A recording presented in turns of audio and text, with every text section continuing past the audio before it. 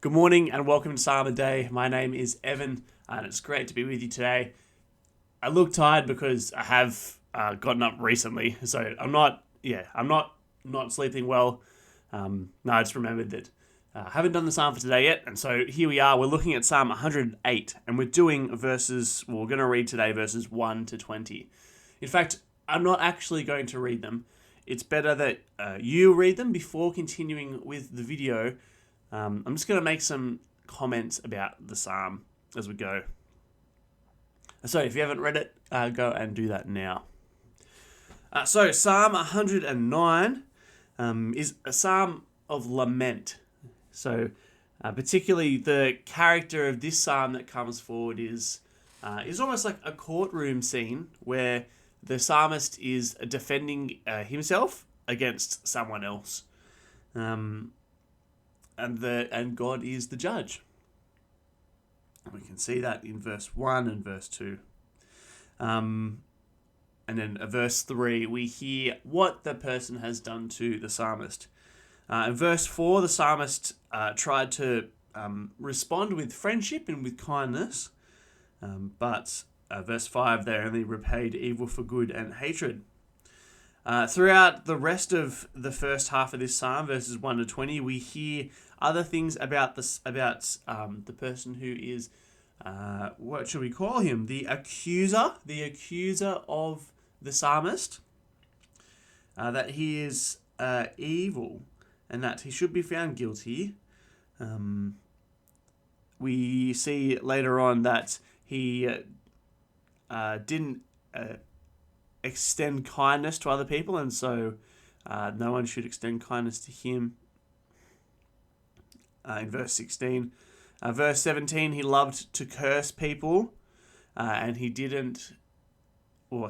found no pleasure in blessing other people. And so the person who the psalmist is talking about is quite a difficult person, I suppose. But I think the most difficult thing for us about this psalm are verses 6 through 15. And this is the pronouncement of judgment which the psalmist would like to see hang over the head of this accusing person. Some of the difficult things that I'm talking about here: may his children be fatherless and his wife a widow. May his children be wandering beggars. May a creditor seize all he has. May no one extend kindness to him. May his descendants be cut off. May the iniquity of his fathers be remembered, and the sin of his mother never blotted out. May their sins always remain before the Lord. That's pretty full on, isn't it? It is very, very full on. And so what can we make of this? What can we take away from this? And I'm not sure we can take anything away other than that's what judgment, good and right judgment would look like from the psalmist's perspective. For this person to be paid accordingly for all the things that he has done. It would be those terrible things like that. To be, I don't even have children, but for them to be made orphaned, or for Maddie to be, be made a widow, for all of our things to be repossessed, taken away. Terrible. And then to stand before God and have not just my sins remembered, but the sins of others as well, is terrifying. So I suppose, that's what justice looks like from the perspective of the psalmist.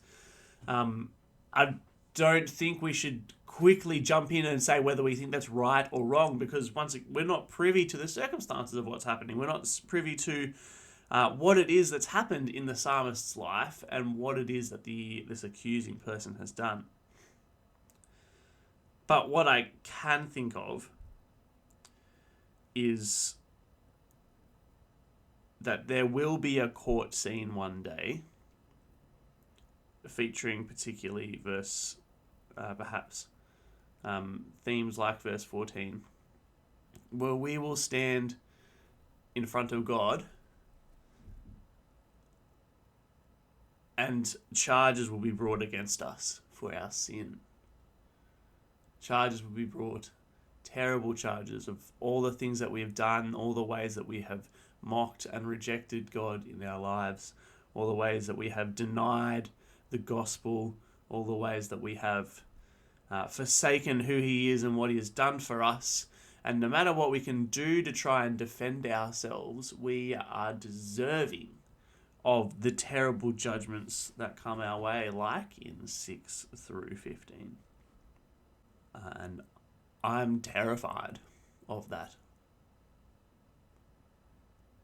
But we have been shown a way out of that, haven't we? We have been shown a way of not just escaping judgment, but being shown a full life to be lived on the other side of that judgment. Being shown that actually we don't have to stand trial. There can be someone else who can take our place, and that's Jesus. And so perhaps in this psalm, if I am the accuser, then God is the psalmist, or Jesus is the psalmist. But because of what has been done for me on the cross, all of these things go away. And that is just so wonderful for me in my heart. To know that, I suppose I have done plenty of wrong things in my life here on earth. But when I go and stand before God in judgment, knowing that Jesus has paid for those things is just incredible. And that those things will not be held against me is wonderful as well. So join me tomorrow and we'll go through the rest of the psalm, starting at verse 21, where it takes a bit of a different turn. Grace and peace to you.